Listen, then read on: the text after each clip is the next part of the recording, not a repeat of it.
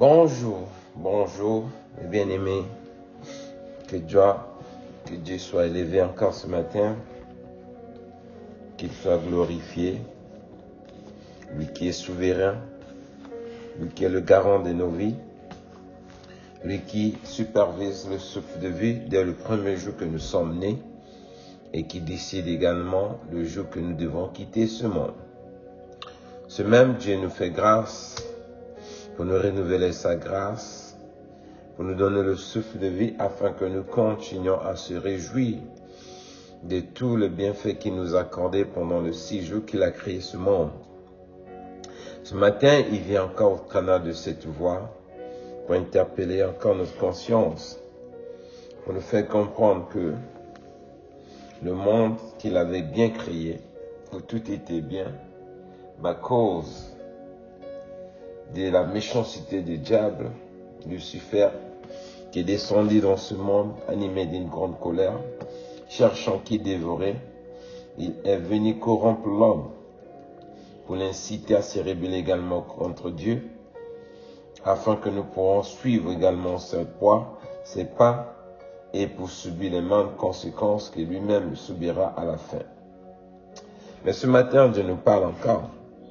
Celui qui est le séducteur et celui qui est corrompu la conscience de l'homme pour devenir rebelle, Dieu va nous montrer encore comment ce dernier sera jugé, comment il sera lié pendant 1000 ans, et pendant ces 1000 ans, Jésus viendra pour régner aussi avec ceux qui ont résisté à toutes les tentations de l'ennemi.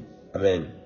Pour l'heure, nous allons méditer dans le livre de Apocalypse chapitre 20, vers le premier verset, pour voir comment cela va se passer, afin que chacun puisse vraiment échapper aussi à ces jugements de Dieu contre le tyran qui est en train de troubler l'ordre, la paix de l'homme sur la terre, pour la pousser à se rebeller contre son Dieu.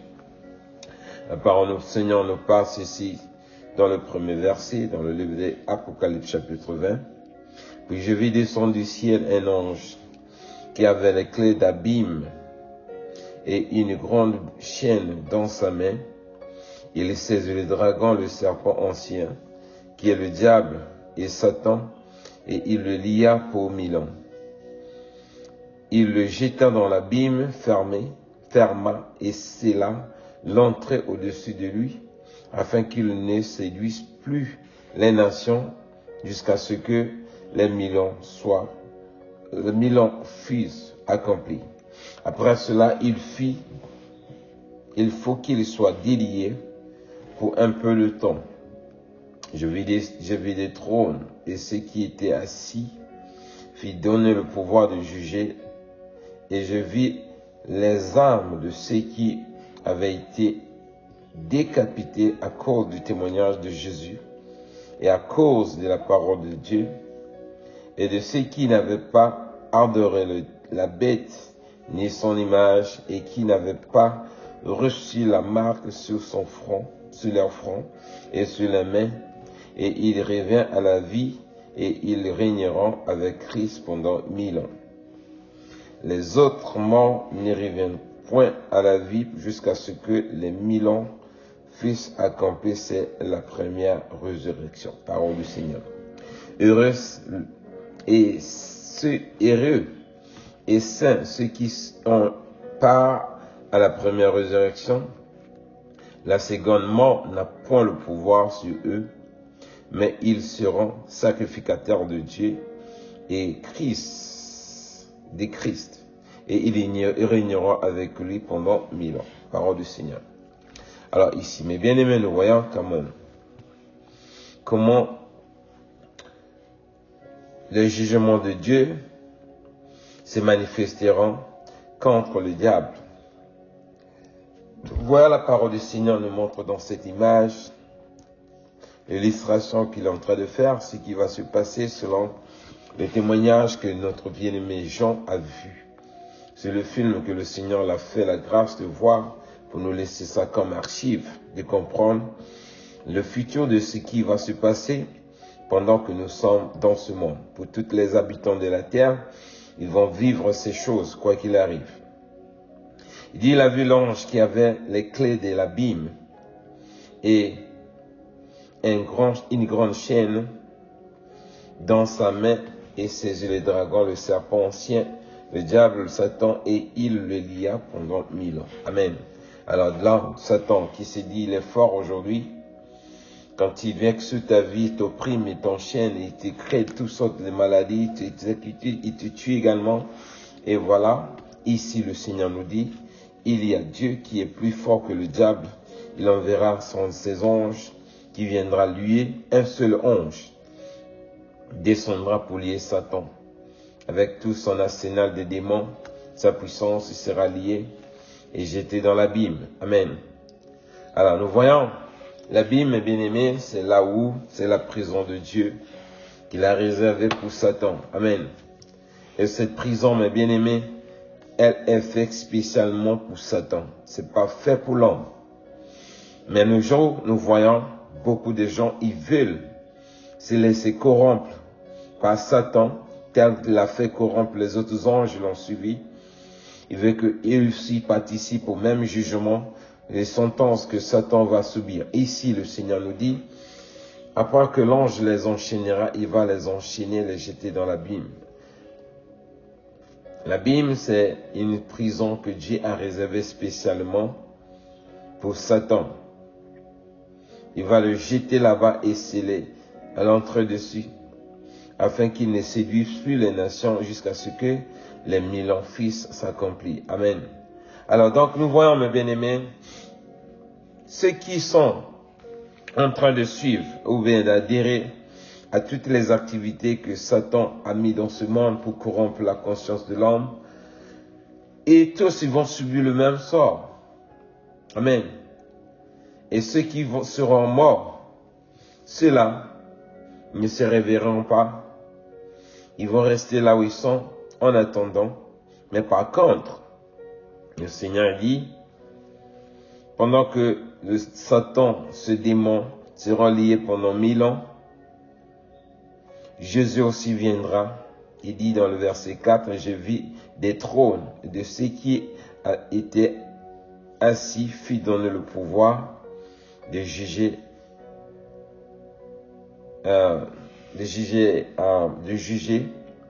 et j'ai vu aussi les âmes de ceux qui avaient été décapités à cause du témoignage de Jésus et à cause de la parole de Dieu.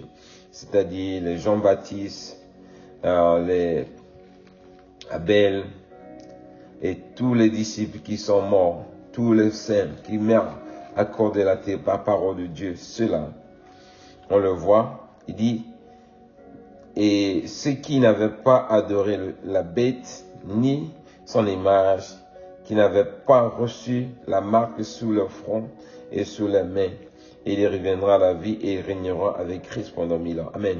Alors nous voyons, mes bien-aimés, il est bon de résister à toute oppression de l'ennemi, tout ce que le diable pourra utiliser comme convoitise, ou bien acte de moyen, ou bien moyen de te corrompre pour que tu puisses vraiment te détourner de Dieu, se rébeller contre Dieu. Abstiens-toi, parce qu'ici, nous voyons cela, il reviendra à la vie pour régner avec Christ pendant 1000 ans. Les 1000 ans sera destiné vraiment au règne, c'est une récompense. En attendant, c'est comme un avant-goût du paradis, la vie terrestre que Dieu a réservée à ses saints. Voilà pourquoi il dit, les autres morts, verset 5, les morts ne reviendront pas à la vie jusqu'à ce que les 1000 ans fussent accomplis. C'est la première résurrection. Mais le verset 6 nous dit, heureux les saints qui ont part à la première résurrection, car la seconde mort n'a pas le pouvoir sur eux. C'est-à-dire, après la vie que nous nous reposons, pour tous ceux qui sont morts, qui meurent en Jésus, ceux-là ne vont pas subir la condamnation éternelle. Quand tu entends parler de Dieu, parler de la mort, ça veut dire c'est la seconde mort qui est la condamnation éternelle.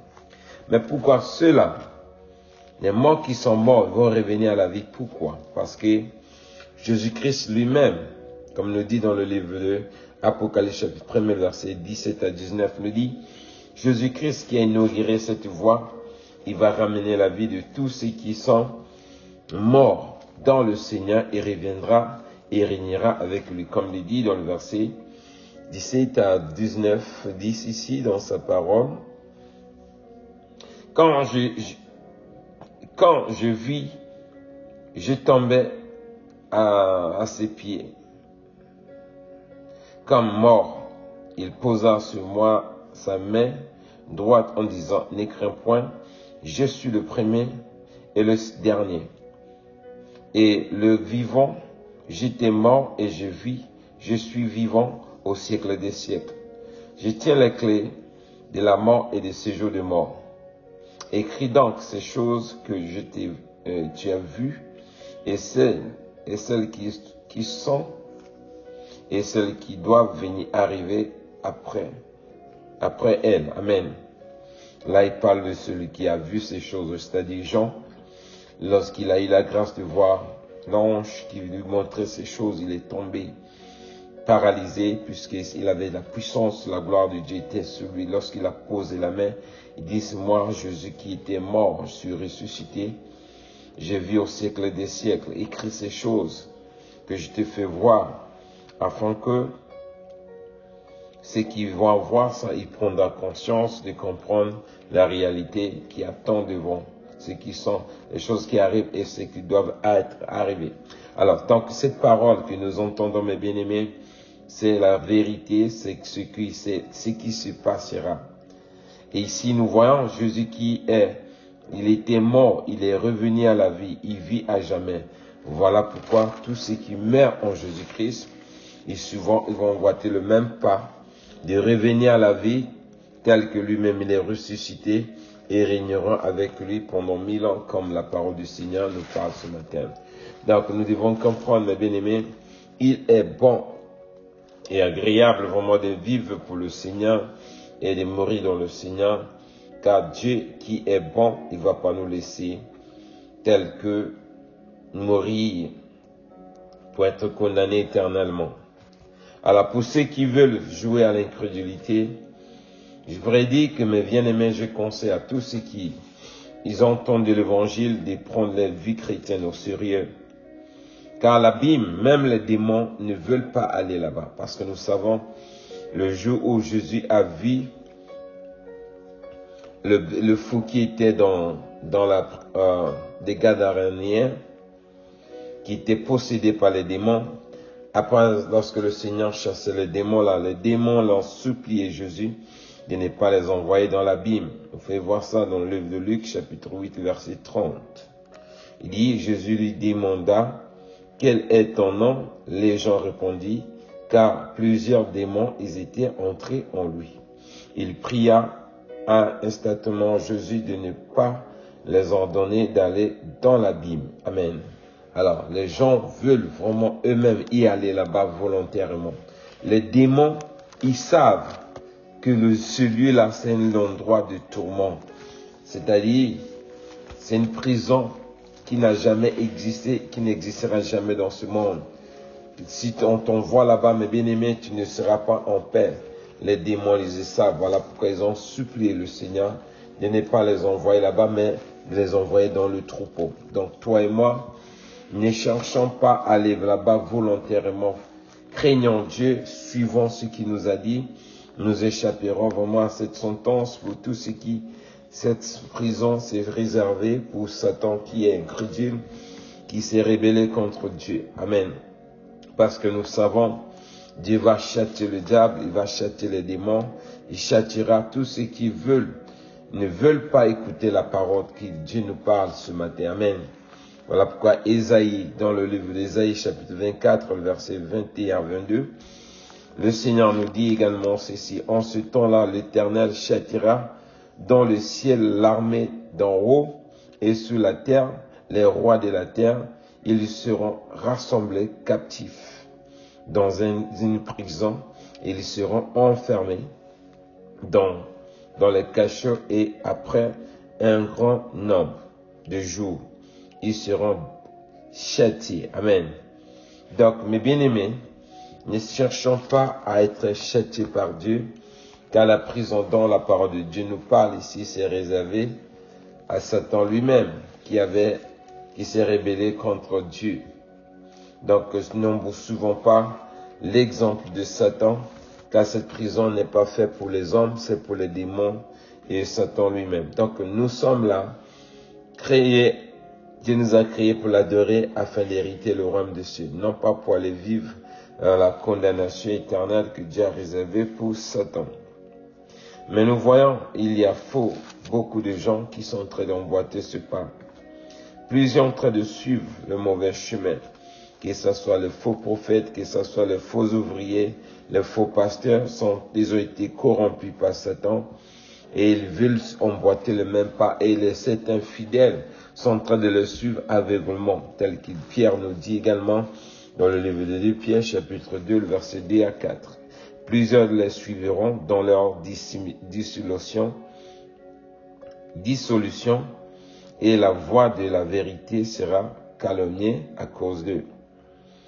Par cupidité, ils trafiqueront de vous au moyen des paroles trompeuses, eux que mène depuis longtemps la condamnation, et dans la ruine ne sommeille point, car si Dieu n'a pas épargné les anges qui ont péché, mais il les a précipités dans les abîmes des ténèbres et les réserver pour le jugement. S'il n'a pas épargné l'ancien monde, mais il a sauvé Noé, le huitième de ce prédicateur de la justice, lorsqu'il fit venir le déluge sur le monde impie. Amen. Donc nous voyons l'exemple que le Seigneur est en train de nous montrer. Les démons qui se sont révoltés contre Dieu, Dieu ne les a pas épargnés, bien qu'ils étaient dans le ciel. Mais Dieu les a châtiés en les enchaînant dans les abîmes et là où ils attendent les condamnations éternelles. Alors Dieu nous conseille, nous conjure encore de ne pas suivre cet exemple, mais plutôt d'avoir la crainte de ce Dieu-là, afin que nous ne tombions pas dans le même jeu que ces démons et de ne pas subir le sort qu'ils vont subir également, parce qu'avec Dieu, ce qu'il Dieu a déclaré, il accomplira promptement tel qu'il a dit. Donc le Fils Dieu dit dans sa parole, soyons certaines, soyons fidèles, écoutons ce qu'il nous dit, nous échapperons à cette condamnation. Voilà pourquoi le Seigneur nous dit également dans le livre de Matthieu 19, le verset 28, Jésus leur répondit, je vous le dis en vérité, quand le Fils de l'homme, au renouvellement de toutes choses, sera assis sur le trône de sa gloire, vous qui m'avez suivi, vous serez de même assis sur les 12 trônes et vous jugerez les 12 tribus d'Israël. Amen. Donc voilà pourquoi il ajoute, et quiconque aura quitté à cause de mon nom ses frères, ses sœurs, ou son père, ou sa mère, ou sa femme, ou ses enfants, ou ses terres, ou ses maisons, recevra au son triple et héritera la vie éternelle. Amen. Parole du Seigneur. Donc, vous voyez, il y a vraiment l'avantage, vraiment, mes bien-aimés, un privilège pour tous ceux qui ont consacré leur vie à servir Dieu. Quand Dieu dit d'abandonner le père, la femme et autres, il n'a pas dit de les négliger, mais de privilégier les intérêts de Dieu. À la place des femmes et des parents, des enfants, nous avons choisi de servir Dieu au lieu de travailler pour les intérêts, de prendre soin de ta propre famille, négliger, servir Dieu. C'est ça Dieu est en train de parler. Donc, nous voyons le Seigneur qui nous parle. Vous dit, prends l'exemple comme de Jean-Baptiste et tous ceux qui ont été décapités, tous ceux qui sont persécutés à cause du témoignage de Dieu. C'est ceux-là, ils seront avec lui dans le royaume de cieux.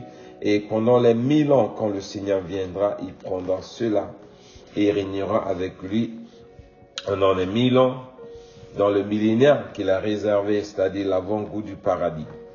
Donc, vivons fidèlement. J'encourage encore chacun de nous, toi qui tiens bon, Ne sacrifie pas vraiment ta sainteté, ta vie chrétienne, parce que c'est une alliance que tu as traitée avec ton Créateur. Vis pour ton Dieu, vis pour le salut que Jésus-Christ t'a offert à la croix. Ne regarde pas ce que le convoitise que le diable est en train de mener de gauche à droite pour pouvoir capturer ceux qui ont la faiblesse spirituelle, mais plutôt la parole de Dieu nous encourage à tenir ferme, à persévérer dans cette fidélité, parce que c'est pas en vain. Mais bien aimés, nous serons ceux-là qui vont hériter la grâce d'être parmi ceux qui vont recevoir la grâce de ressusciter pendant la première résurrection que la parole de Dieu nous parle. Donc c'est un privilège, mes bien-aimés. Le cachot, l'abîme n'est pas fait pour ta vie. Jésus n'est pas venu pour que tu ailles passer ton éternité dans l'abîme, dans la condamnation éternelle, mais il est venu pour te sauver. Il est l'alpha, l'oméga. Il est mort, il est ressuscité, il tient la clé des séjours de mort. Alors, si lui qui a la clé de la vie et le séjour de mort, pourquoi ne pas vraiment se confier en lui? Parce que lorsqu'on sera dans le cercueil, mes bien-aimés, c'est là où le rôle de la foi que nous avons fait ce Dieu-là va intervenir. Pendant que nous sommes dans ce monde, nous avons des parents, nous avons des amis, qu'on a un problème, ils viennent à notre secours. Mais le jour où on sera dans le cercueil, mes bien-aimés, personne ne viendra nous secourir. Tu es que les 4 planches qui t'enveloppent, c'est un petit cachot où tu ne peux pas t'élever toi-même. C'est les gens qui vont te soulever. Mais ton âme ira quelque part, quoi que l'on veut.